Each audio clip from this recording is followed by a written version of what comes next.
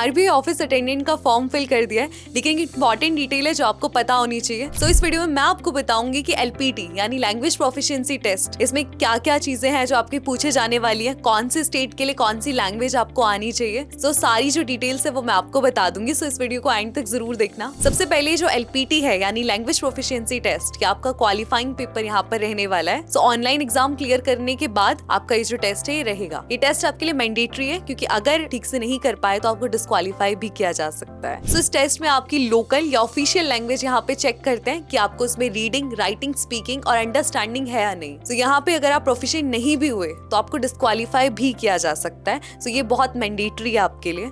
सो state wise मैं आपको language requirement बता देती हूँ।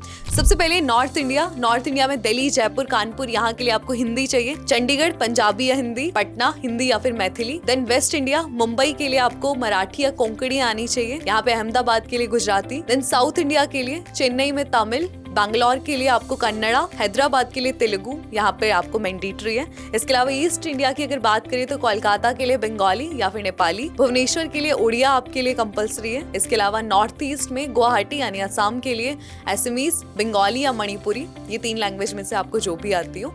नागालैंड या अरुणाचल के लिए इंग्लिश भी आपके लिए चल जाएगी। सो टेस्ट पैटर्न की अगर मैं बात करूँ तो ऐसा कोई स्पेसिफाइड आपका सिलेबस नहीं है, लेकिन किस तरीके से टेस्ट होने वाला है। सबसे पहले आपका रीडिंग टेस्ट होने वाला है, जिसमें हो सकता है आपको एक न्यूज़पेपर पकड़ा दिया जाए, देन आपको उसे पढ़कर सुनाने को बोला जाए।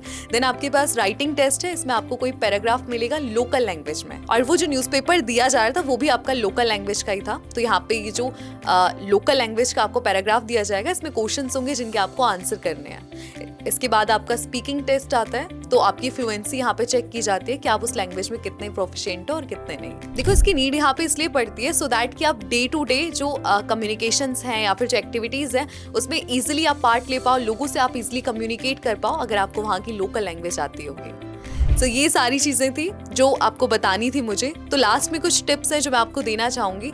सबसे पहले उसी स्टेट से अप्लाई करना जिसकी लैंग्वेज आपको आती हो। इसके अलावा फॉर्म को बिल्कुल आप ध्यान से फिल करना। अगर आप किसी लैंग्वेज को सीख रहे हो तो उसकी रीडिंग, स्पीकिंग, अंडरस्टैंडिंग, इन सारी चीजों पे आप फोकस करना, सो दैट कि आप आसानी से इसे क्लियर कर पाओ।